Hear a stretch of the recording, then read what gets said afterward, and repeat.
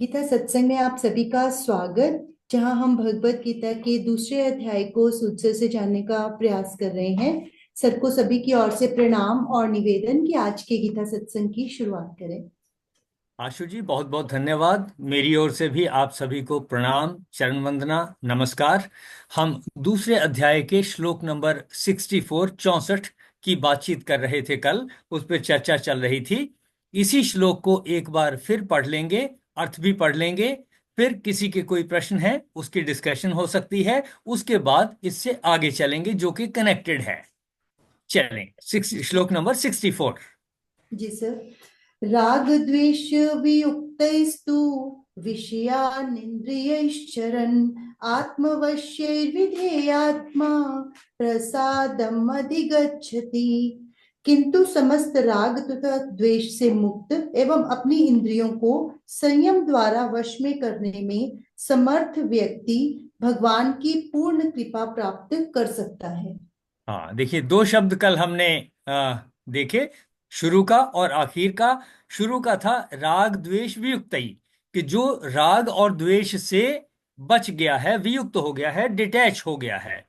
राग और द्वेष हमने किसको समझा? मेरी इंद्रियों से इनपुट आए, उन इंद्रियों की इनपुट के आ जाने से और मेरी पुरानी यादें जो कुछ हैं, एक्सपीरियंस हैं, उनके बेस पर मैं कहता हूं ये ऐसा होना चाहिए, ये राग हो गया।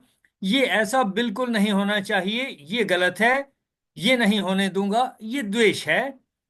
इनसे वियुक्त होना है, दोनों से ही, राग से भी द्वेष से भी। जो वियुक्त हो गया उसके बारे में कहा प्रसादम अधिगच्छति। प्रसादम, पीस को, शांति को, प्रसन्नता को, हैप्पीनेस को वो प्राप्त हो जाएगा, या शांति जो है उसको प्राप्त हो जाएगी। और बीच की बातों में जो कहा, विषयान इंद्रियई चरण आत्मवश्यई विधेयात्मा। विधेयात्मा जो कंट्रोलर व्यक्ति है, जो कंट्रोलर है, हमारी जो आत्मा है। आत्मवश्यई, अपने आप में वश में कर ले, अपने वश में कर ले। किसको वश में करना है? जो इंद्रियों से इनपुट आए हैं, उन इनपुट्स को कंट्रोल में रखे और मन को विचलित ना होने दें। तब कहेंगे कि वो जो इनपुट्स हैं उनको हमने कंट्रोल कर लिया। कि अगर इंद्रियों से आने वाले इनपुट्स को, जिनके ऊपर हम जानते नहीं कि इंद्रियों के सामने कब क्या आ जाएगा, हम जानबूझ करके अपनी मर्जी से कोई चीज देखेंगे, पढ़ेंगे, तब हमें पता है। फिर भी आने वाले वीडियो में क्या है ये हमें नहीं पता है। आने वाला व्यक्ति, मैं बाजार में हूं, घर में हूं, कहीं और पर हूं, वो मेरे साथ कैसा व्यवहार करेगा मुझे पता नहीं है। उन परिस्थितियों में अगर राग और द्वेष उत्पन्न होते हैं, तब अगर कोई व्यक्ति यानी विधेय आत्मा, वह कंट्रोलर, वह व्यक्ति आत्मवश्यई, अपने वश में कर ले। किसको? विषयान इंद्रिय चरण। इंद्रियां जो विषयों में विचरण कर रही हैं, या इंद्रियों से जो इनपुट्स आ रहे हैं, उनको कंट्रोल में रखे और मन को, मन के ऊपर उनका असर ना होने दे। तब क्या होगा? प्रसादम अधिगच्छति। तब हम प्रसन्नता को प्राप्त हो जाएंगे, पीस ऑफ माइंड हमें मिल जाएगी, हम शांति को प्राप्त होंगे। देखें, इसमें किसी का कोई प्रश्न या आप कुछ कहना चाहें अपनी तरफ से? चलिए आशु जी, अगले श्लोक पे चलते हैं। Yes sir. प्रसादे सर्व दुखानां हानिरस्योपजायते प्रसन्न चेतसो ह्याशु बुद्धि पर्यवतिष्ठते। अंतःकरण की प्रसन्नता होने पर उसके संपूर्ण दुखों का अभाव हो जाता है और शुद्ध चित्त वाले अथवा प्रसन्न चित्त वाले साधक की बुद्धि बहुत शीघ्र परमात्मा में भली भांति स्थिर हो जाती है। देखिए, पिछले श्लोक में जो बात कही थी कि जो राग द्वेष से वियुक्त हो गया, उससे डिटैच हो गया, वो प्रसन्नता को, हैप्पीनेस को प्राप्त हो जाएगा। अब हैप्पीनेस के प्राप्त होने के क्या इफेक्ट होने हैं, ये इस श्लोक में बताया गया। प्रसादे सर्व दुखा नाम हानि। हैप्पीनेस से दुखों की कमी हो जाएगी। ये हम जानते ही हैं। अगर मन प्रसन्न है तो दुख काहे का, दो चीजें साथ तो नहीं हो सकती कि मैं प्रसन्न भी हूं और दुखी भी हूं, एक साथ तो नहीं हो सकता। जब प्रसन्नता प्राप्त हो गई तो ऑटोमेटिकली दूसरी चीज नहीं रहेगी। तो ये पहली बात हुई, प्रसादे सर्व दुखानाम हानि। अगर हम प्रसन्न चित्त हो गए तो सभी दुखों की हानि या कमी हो जाएगी, दुखों से छुटकारा हो जाएगा। अस्य उपजायते, यानी ऐसे व्यक्ति को कि जो है ये जन्म लेती है, प्रसन्नता जन्म लेती है, और दुखों का नाश इसका जन्म होता है, यानी दुखों की कमी हो जाती है। फिर से देखें इस आधे श्लोक को। प्रसादे यानी प्रसन्नता से, सर्व दुखा नाम हानि अस्य, इस व्यक्ति के, ऐसे व्यक्ति के जिसके बारे में पहले चर्चा हो चुकी, सर्व दुखा नाम हानि उपजायते, सभी दुखों की हानि जन्म लेती है, यानी सभी दुखों की कमी आ जाती है। यह इफेक्ट हुआ प्रसन्नता का। और इस इफेक्ट को हम जानते भी हैं, समझते भी हैं कि अगर हम खुश हैं तो डेफिनेटली दुखों का नाश होता है। और फिर क्या कहा, प्रसन्न चेत से है, जिसका प्रसन्न हो, जिसका चित्त प्रसन्न हो गया है, आशु बुद्धि पर्यवतिष्ठ थे। चलिए आपका नाम भी आ गया आशु जी। शीघ्र ही, कहा शीघ्र ही, प्रसन्न चेत से आशु, यानी जो प्रसन्न चित्त वाला है वह शीघ्र ही, जितनी जल्दी प्रसन्नता आएगी उतनी जल्दी बुद्धि प्रतिष्ठित हो गई। जैसे ही प्रसन्नता आई वैसे ही बुद्धि प्रतिष्ठित हो गई। प्रसन्न चेत से ही आशु बुद्धि परिवतिष्ठते, कि ऐसे व्यक्ति की जिसको प्रसन्नता आ गई है, बहुत जल्दी आशु, बहुत जल्दी बुद्धि प्रतिष्ठते, प्रतिष्ठते यानी प्रतिष्ठित हो गई, समभाव में आ गई, ऐसा कहा। और ये हम समझते भी हैं कि अगर चित्त प्रसन्न हो गया तो फिर दुखों के दूर होने में देरी नहीं लगती। अगर दुखी हैं तो प्रसन्नता में आने में देर लगती है, लेकिन अगर प्रसन्न चित्त हो गया तो दुख एग्जिस्ट नहीं कर सकते। देखें, दोनों चीजों को समझें। अगर दुख में हैं तो दुख से दूर होना है और प्रसन्नता की ओर आना है, टाइम लगेगा। जेस्टेशन पीरियड है उसका, कुछ टाइम लगता है। जैसे चाय के लिए पानी रखा गर्म होने के लिए, टाइम लगेगा। उबल गया, लेकिन गर्मी हटा दो, वो उबलता, उबलने वाला जो उबाल था वो उसी समय हट जाएगा। यहां कि अगर हम दुखी हैं तो प्रसन्नता तक पहुंचने में टाइम लगेगा, ये हम जानते हैं। इस श्लोक में बताया कि अगर हम प्रसन्नता को प्राप्त हो गए तो शीघ्र ही दुखों का नाश हो जाएगा और हम भली भांति स्थिर हो जाएंगे, या बुद्धि स्थिर हो जाएगी। देखें जरा इस श्लोक में कौन कौन सी दो या तीन बातें कही। पहले कहा प्रसादे, यानी प्रसन्नता हो जाने पर क्या क्या होना है, सर्व दुखा नाम हानि उपजायते, इस व्यक्ति की सभी दुखों से हानि या उनसे छुटकारा हो जाएगा। तो पहली बात क्या हुई कि जो प्रसन्न चित्त हो गया उसका दुखों से छुटकारा हो जाएगा। और साथ में दूसरी बात क्या कही, प्रसन्न चेत से है, जिसका मन प्रसन्न है, आशु बुद्धि पर्यवतिष्ठते, जल्दी ही उसकी बुद्धि स्थिर हो जाती है। दो भाग हुए, मन में बिठाएं जरा, सोचें। पहला भाग क्या कहता है, प्रसाद से, प्रसन्नता से दुखों का नाश हो जाएगा, दुखों की कमी हो जाएगी। दूसरा भाग कहता है ऐसा होने से ऐसे व्यक्ति के मन में जल्दी ही उसकी बुद्धि स्थिर हो जाएगी। दो पार्ट देखें क्या असर हुए प्रसन्न चेत से हो जाने से। पहला भाग क्या है, दुखों का नाश। दूसरा भाग क्या है, बुद्धि स्थिर। कब, जब उस परिस्थिति में हम आ गए, उन दोनों कंडीशन से जिनको कहा राग द्वेष से अगर हम वियुक्त हुए, उसका क्या असर था, प्रसादम अधिगच्छति, उससे हमें प्रसन्नता प्राप्त हुई। अब प्रसन्नता प्राप्त हुई है तो इसके इफेक्ट क्या है, दो इफेक्ट बताए। पहला इफेक्ट क्या है देखें,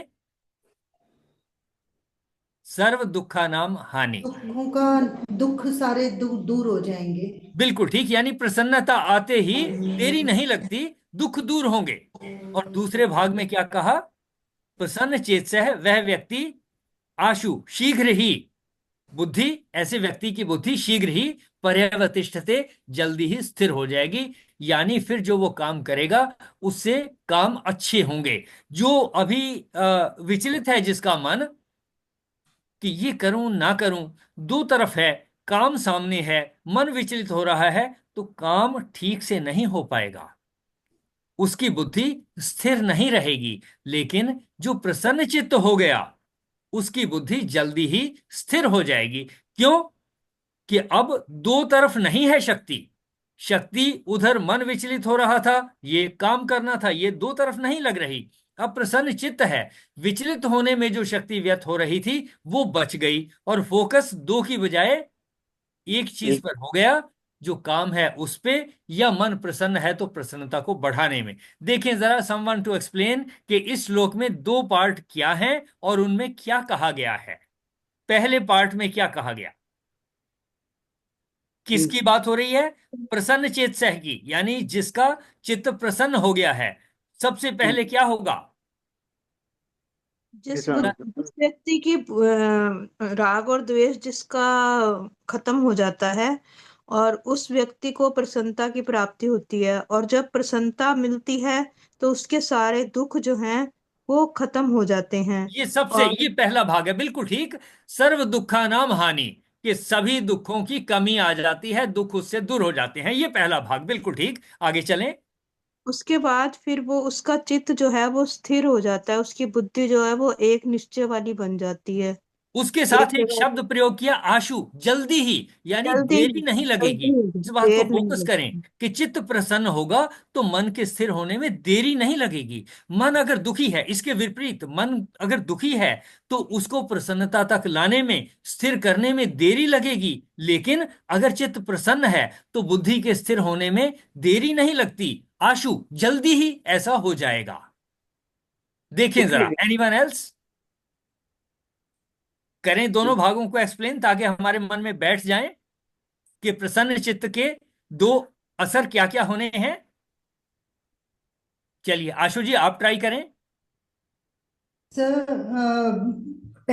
इससे पहले श्लोक में हमने पढ़ा था कि यदि हम राग द्वेष से अ, वियुक्त हो जाएंगे, अलग हो जाए, मतलब कि उसको सम रहने सीख लेंगे, तो हम अपने मन को वश में कर सकते हैं। तो हमें प्रसन्नता प्राप्त हो जाएगी, प्रसादम अधिगच्छति। तो हमारा वो मन प्रसन्नता को प्राप्त हो जाएगा, हम प्रसन्नता को प्राप्त हो जाएंगे, शांति को प्राप्त हो जाएंगे। ये मीन्स पिछले श्लोक की बात थी, ठीक। इसमें तो पहले मैं यही बताया था कि अगर मन में वश होगा, मन मन हमारा वश में है, तो ही हम प्रसन्न हो सकते हैं। ठीक और प्रसन्न होने से हमारे सभी दुखों का नाश हो जाएगा, यानी कि ठीक, दुखी नहीं होंगे। फिर जब हम खुश रहेंगे तो फिर हम दुखी नहीं होंगे, वो तो है ही है।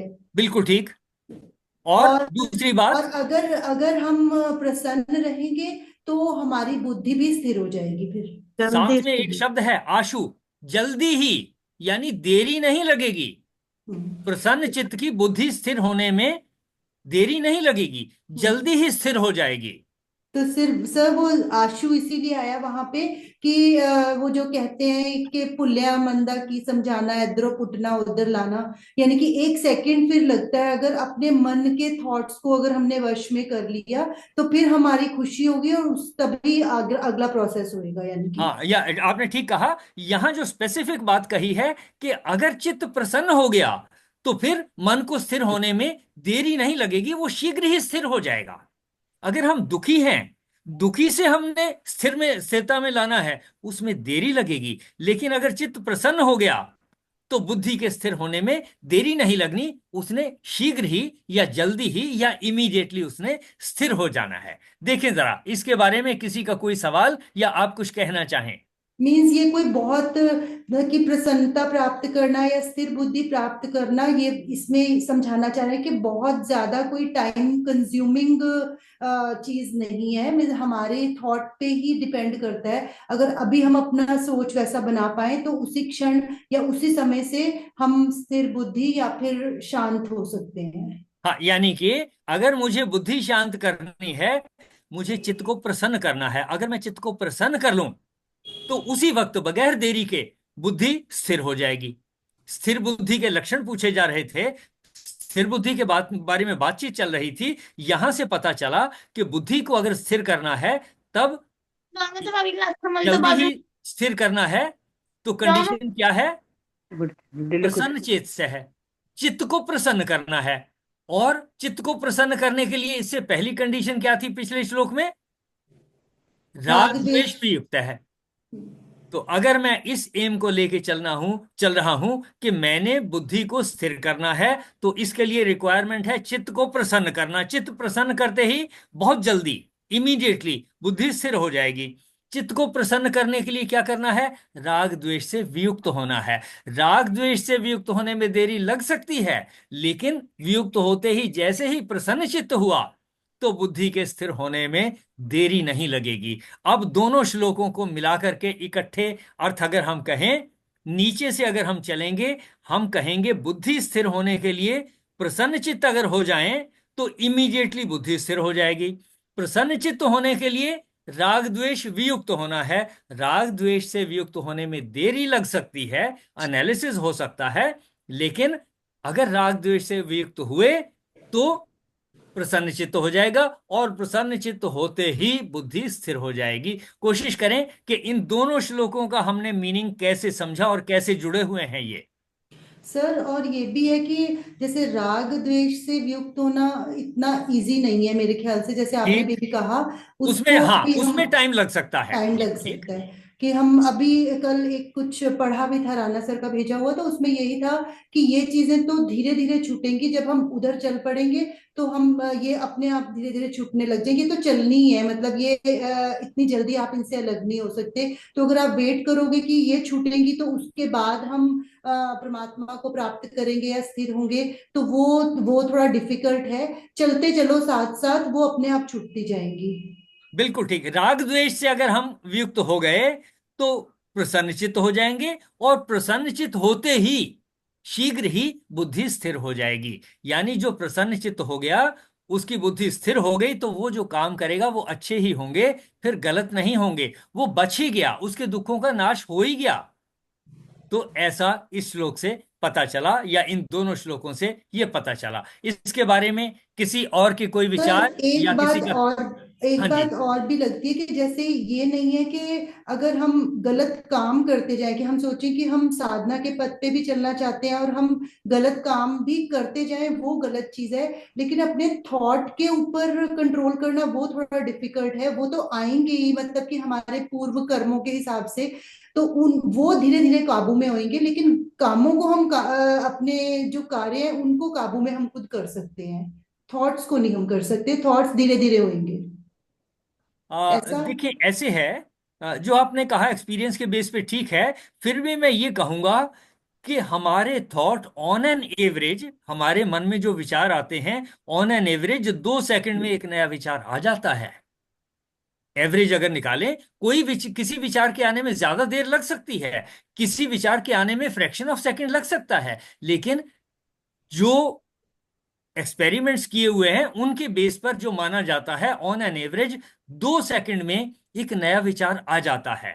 इसका मतलब, अगर मैं दुखी हूं और एक विचार पैदा कर लूं जो कि 2 सेकंड में ऑन एन एवरेज पैदा हो सकता है, उससे कम टाइम में भी हो सकता है, वो विचार मुझे दुख से निकालने में सहायक हो सकता है। हाँ, दुख से निकलने में देरी लग सकती है। पानी उबाल लिया, उसको बंद कर दिया, उबाल खत्म हो गया, लेकिन वो इमीडिएटली ठंडा नहीं हो जाएगा। ठंडा होने में, चाय को पीने तक का टेम्परेचर आने में टाइम लगेगा। लेकिन अगर जैसे ही बंद किया, जरा सा उबालूं, फिर उबल जाएगा। यहां पे जो कहा कि अगर मन शांत हो गया, प्रसन्नता प्राप्त हो गई, तो बुद्धि शीघ्र ही स्थिर हो जाएगी। और मन के शांत होने के लिए क्या जरूरी है? राग द्वेष वियुक्त होना। राग द्वेष से वियुक्त होने में देरी लग सकती है, कि अगर मेरे मन में परेशानी आ गई थी कि ये तो नहीं होने दूंगा, और डिस्टरबेंस आ गई थी, अब एक विचार भी आए जो इससे मुझे हटाएगा, विचार तो जल्दी आ जाएगा, लेकिन इस परेशानी को, उथल पुथल को, डिस्टरबेंस को हटाने में, इससे निकलने में टाइम लगेगा। राग द्वेष से जो डिस्टरबेंस उत्पन्न होती है, एक दूसरा विचार उसको चेंज कर सकता है, लेकिन वहां से रिकवरी में टाइम लगेगा। और ये टाइम लगने के बाद क्या होना है इफेक्ट? प्रसन्नचित्त हो जाना है। प्रसन्नचित्त होने के बाद बुद्धि स्थिर होने में देरी नहीं लगती, ये इस श्लोक में बताया। पिछले श्लोक में पता चला था कि राग द्वेष से वियुक्त होंगे, एक्सपीरियंस से हमें पता चलता है, उससे हमने प्रसन्नचित्त हो जाना है। एक्सपीरियंस से पता चलता है कि राग द्वेष से वियुक्त होकर प्रसन्नचित्त होने तक या विचार आने तक और वियुक्त होने तक टाइम लगता है। वो टाइम कंज्यूमिंग प्रोसेस है, देर लग सकती है कि हम ज्यादा देर तक दुखी रह सकते हैं। लेकिन एक बार हम प्रसन्नचित्त हो गए तो बुद्धि स्थिर होने में देरी नहीं लगती। जैसे ही प्रसन्नचित्त हुए वैसे ही दुखों का अभाव और वैसे ही बुद्धि स्थिर। देखें, एनीवन हरिओम एल्स? जी। हाँ जी। हरिओम जी। इसमें लिखा है जी, इस प्रसाद की प्राप्ति में संतोष ना करें, इसका उपभोग ना करें, तो बहुत जल्दी परमात्मा की प्राप्ति हो जाती है। भी इसमें सुख ना लें, इसका भोग ना करें, तभी जो मतलब क्या ना, भी बहुत जल्दी शीघ्र ही बुद्धि स्थित हो जाती है। भी जो पहले श्लोक में प्रसाद की बात आई है, शुद्धि की बात आई है, वो सिर्फ क्या है, ये अंतःकरण की शुद्धि, ठीक है ना। इसके ऊपर परमात्मा के बीच में हमने जाना है, तो इसके अंदर ही मतलब कि हम सबर ना करें, नहीं मतलब कि इसका ही हम मतलब कि उपभोग ना करें कि मैं सुखी हो गया हूँ। पर परमात्मा के अंदर जाने के लिए, परमात्मा तक पहुंचने के लिए अंतःकरण की शुद्धि को भी से भी उपरति होनी पड़ेगी। देखें, पहली बात तो ये कि हमें परमात्मा तक पहुंचना नहीं है, और ना परमात्मा तक पहुंचने की इसमें बात है। संस्कृत के शब्दों में परमात्मा तक पहुंचने की बात नहीं है, और ना ही हमने पहुंचना है। परमात्मा तक हम पहुंचे हुए हैं। हमें पता है कि जो मुझे दुख दे रहा है वो परमात्मा का अंश है, और जिसको दुख प्राप्त हो रहा है वो भी परमात्मा का अंश है। परमात्मा का एक अंश चैलेंज पैदा करता है, जिसको हम दुख कहते हैं, परेशानी कहते हैं, तंगी कहते हैं। और परमात्मा का दूसरा अंश जो मेरे अंदर उसकी शक्ति है, वो इसी चैलेंज में से कोई सॉल्यूशन निकालता है। यानी हमें ये नहीं होना चाहिए कि श्लोकों के पढ़ने से हमें परमात्मा प्राप्त हो जाएगा। ऐसा नहीं है। परमात्मा हमें प्राप्त ही है। मेरा दुश्मन भी परमात्मा ही है। वो मेरे सामने चैलेंज कह रहा है। यानी अगर मैं ये कहूं परमात्मा मुझे कह रहा है, परेशानी पैदा कर रहा है, अब मैं उसके साथ लड़ूं या उसकी बात को समझूं या उसके हिसाब से सॉल्यूशन निकालूं, क्या करूं? ऐसा मन में सोचना होगा।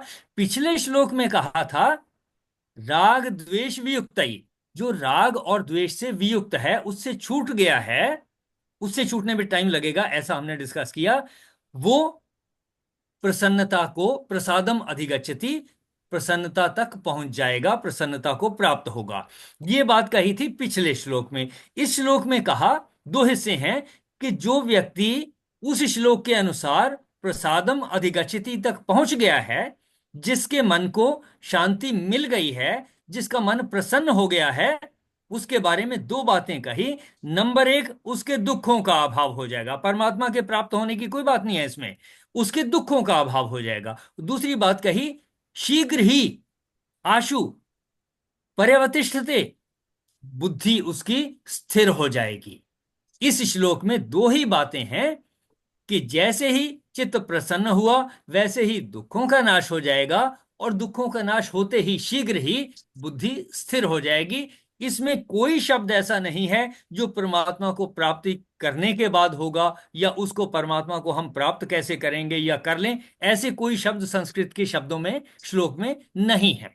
भावों में हम किसी भी तरीके से समझ सकते हैं, एक्सप्लेनेशन कैसी भी हो सकती है। देखें जरा,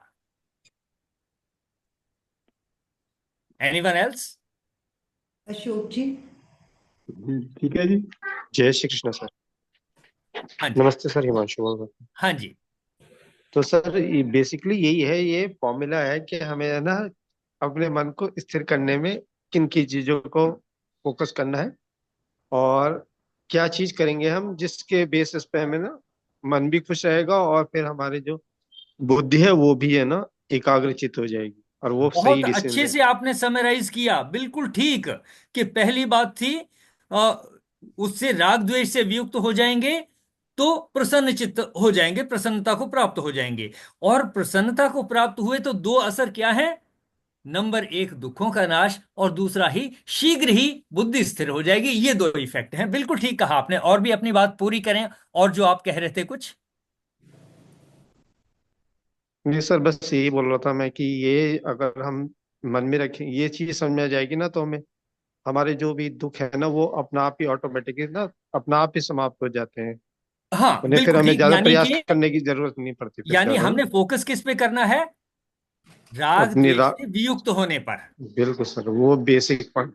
वो, हाँ, वो स्टार्ट पॉइंट है। अगर उसके ऊपर फोकस करेंगे, और उसमें टाइम लग सकता है, जितना भी लगे, लेकिन जैसे ही वो अचीव होगा वैसे ही चित्त प्रसन्न हो जाएगा। और जैसे ही चित्त प्रसन्न हुआ वैसे ही दुखों का नाश हो गया, और शीघ्र ही बुद्धि स्थिर हो गई। ये इन दो श्लोकों में ये तीन पार्ट आए। देखें, इसमें किसी के कोई और सुझाव या किसी का कोई और प्रश्न? जय श्री कृष्ण। सर हाँ जी। आप बोलो, अंकल जी को बोलो। हाँ, जय श्री कृष्ण जी। हाँ जी। इसके आपने जो 3-4 श्लोकों पे 7-8 दिन लगाए हैं, बहुत सुंदर तरीके से हर एक में थोड़ा थोड़ा गैप देके आज बहुत प्रसन्नचित्त होकर हम अपनी बुद्धि को स्थिर करने में, मतलब इस श्लोक में, जो उन श्लोकों में बहुत हमें संघर्ष करना पड़ा जब इस श्लोक पे पहुंचे हम। इस श्लोक में आपने बिल्कुल कह दिया भी अगर प्रसन्न चित्त होंगे यदि स्थिर बुद्धि में आप आ जाओगे, मतलब सारे, मतलब बिल्कुल हमें सही चलना पड़ेगा। सही चल के इस श्लोक तक पहुंचे हम। उसमें सही चलने में बहुत दिक्कत आई है पहले श्लोकों में, उसमें सही चलाने का ढंग था, इसमें सही चलने के बाद हम सही ढंग पे आ गए। बाकी हमें आपकी बात ही बहुत अच्छी लगती है भाई, बिल्कुल ठीक। आप कभी कभी गलत भी कह दे करो मानो हो।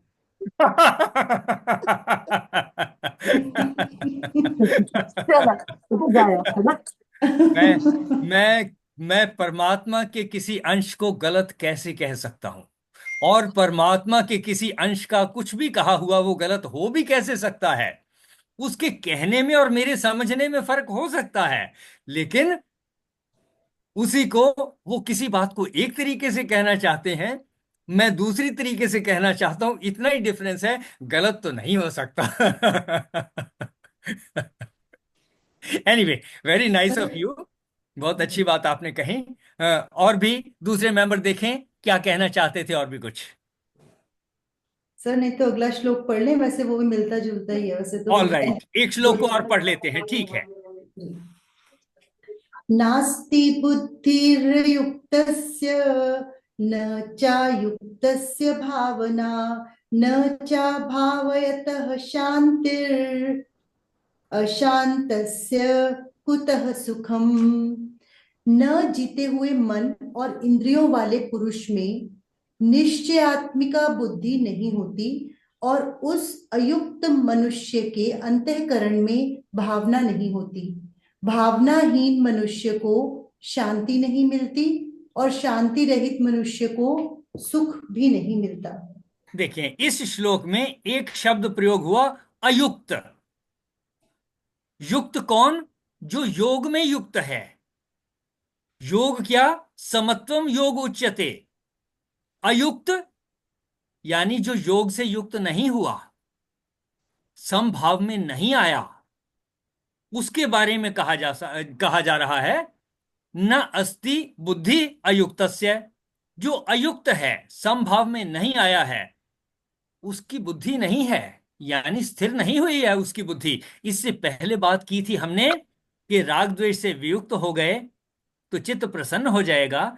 चित्त के प्रसन्न होने से दुखों का अभाव हो जाएगा, और दुखों के अभाव होते ही इमीडिएटली, शीघ्र ही शांति को प्राप्त हो जाएगा, उसकी बुद्धि स्थिर हो जाएगी। यहां बात कही जा रही है किस बुद्धि जब स्थिर नहीं है, ना किसकी बुद्धि नहीं है, यानी स्थिर नहीं है, उसके पास वो अपनी बुद्धि को इस प्रयोग नहीं कर पाएगा। कौन? अयुक्तस्य बुद्धि न अस्ति। जो योग से युक्त नहीं हुआ उसके पास बुद्धि नहीं है, या वो अपनी बुद्धि को ठीक से इस्तेमाल नहीं कर पाएगा। ये पहली बात है। कौन नहीं इस्तेमाल कर पाएगा अपनी बुद्धि को? जो अयुक्त है। कौन अयुक्त? जो योग से युक्त नहीं हुआ, यानी समभाव में नहीं आया, जिसके राग द्वेष, जो राग द्वेष से वियुक्त नहीं हुआ, जो प्रसन्न अभी तक प्रसन्नता को प्राप्त नहीं हुआ, उसकी बुद्धि स्थिर नहीं है। तो अयुक्त जो है, उसको कहा उसकी बुद्धि नहीं है। जो योग से युक्त नहीं है, उसकी बुद्धि नहीं है। और कहा न च अयुक्तस्य भावना। और जो अयुक्त है, योग से युक्त नहीं हुआ, उसके पास भावनाएं भी नहीं है।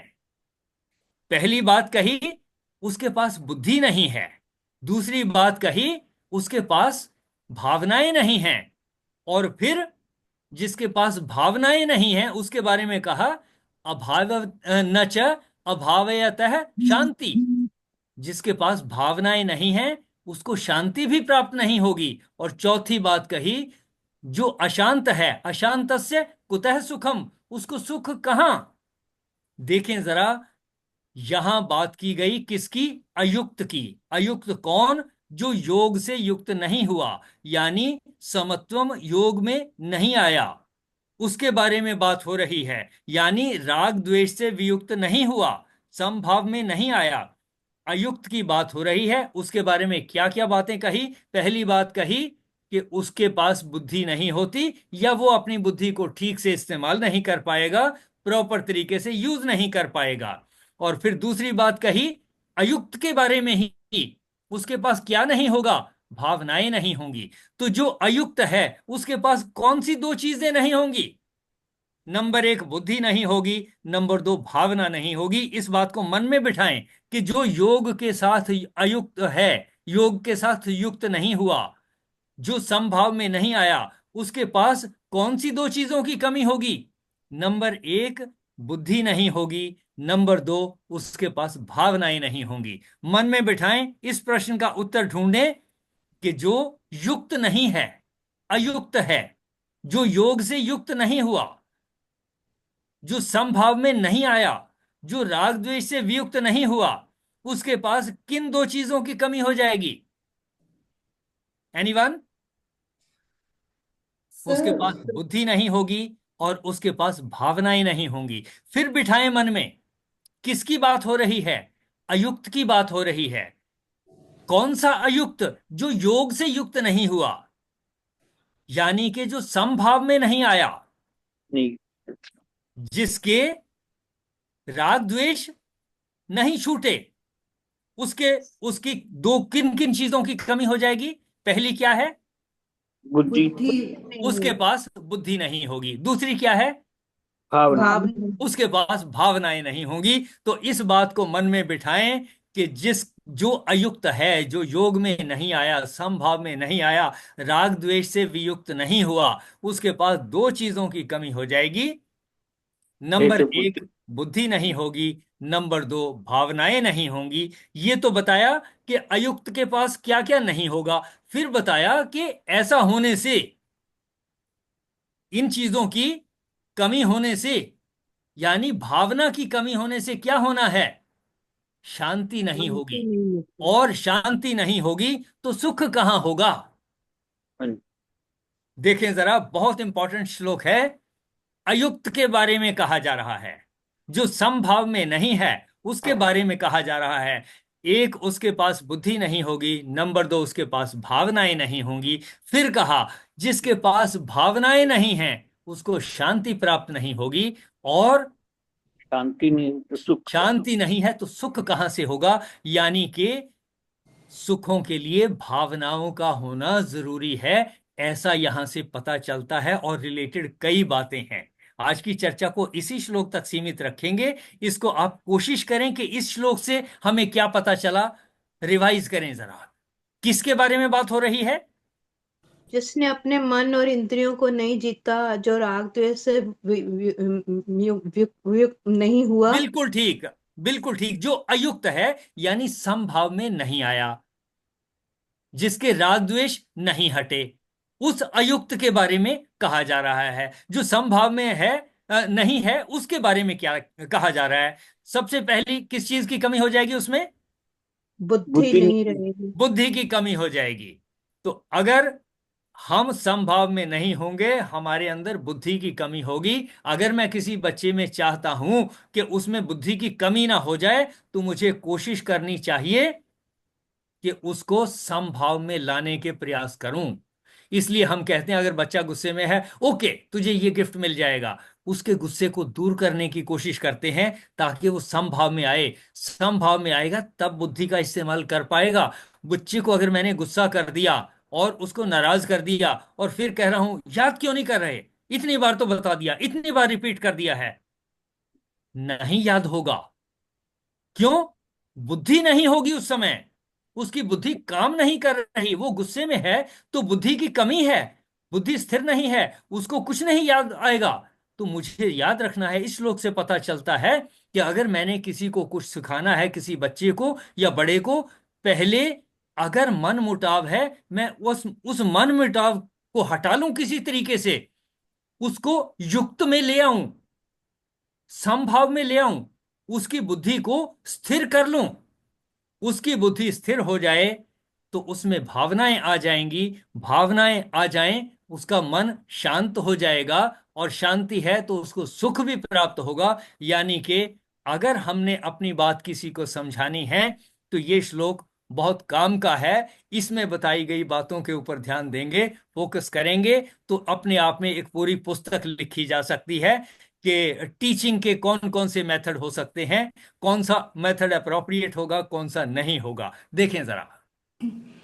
बहुत अच्छा सर। और मुझे भी यही मैसेज आप लग रहा था इसमें कि जब भी हम डिस्टर्ब होते हैं तो सबसे पहला ये है कि चाहे किसी भी चीज से हम खुश हों तो थोड़ा सा ताकि नॉर्मल हो जाए, उसके बाद ही हमें किसी की बात समझ में आती है। तो इसीलिए थोड़ा ध्यान डाइवर्ट करना उस समय इम्पोर्टेंट होता है। तो ये हम स्थित प्रज्ञा, स्थिर बुद्धि के लक्षण पढ़ रहे हैं, कई लोगों ने आज काफी दिन बाद ज्वाइन किया है। और बहुत ही इम्पोर्टेंट श्लोक है ये, 18 श्लोक है सर, ये 18 श्लोक है ना ये सर? हाँ जी। मुझे हाँ जी। गिनती मैं नहीं कह हाँ सकता, जी, लेकिन 18 फिफ्टी हाँ। श्लोक फिफ्टी है। फोर से 72 तक हाँ ओके मतलब जी, ओके। हाँ जी। में तो ऑल प्रश्न राइट। है। और यहाँ प्रसन्न स्थिर बुद्धि कैसे हम अपने आप को समत्व भाव में ला सकते हैं उसकी बात है। और सर दूसरी बात ये कि प्रसन्नता, यहाँ पे जो बात हो रही है वो आंतरिक अंतःकरण की प्रसन्नता की बात हो रही है, केवल ऊपरी प्रसन्नता की बात नहीं। क्योंकि कई बार हम अंदर से प्रसन्न होते हैं लेकिन ऊपर से कभी थोड़ा थोड़ा कुछ चल रहा होता है, तो उसका मतलब यही नहीं है कि, है ना। और कई बार हम ऊपर से प्रसन्न होते हैं पर अंदर डिस्टरबेंस चल रही होती है, तो मुझे अंदर लगता है। अगर डिस्टरबेंस है फिर काम नहीं करेगी बुद्धि। हम्म, बिल्कुल। तो यहाँ हम अंतःकरण की प्रसन्नता की बात कर रहे हैं इन श्लोकों में।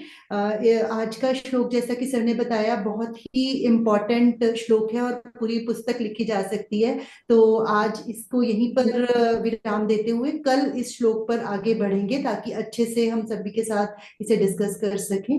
आज का सेशन यहीं पर हम समापन की ओर लेके चलेंगे। ॐ पूर्णमदः पूर्णमिदं पूर्णात् पूर्णमुदच्यते पूर्णस्य पूर्णमादाय पूर्णमेवावशिष्यते। ॐ शान्तिः शान्तिः शान्तिः।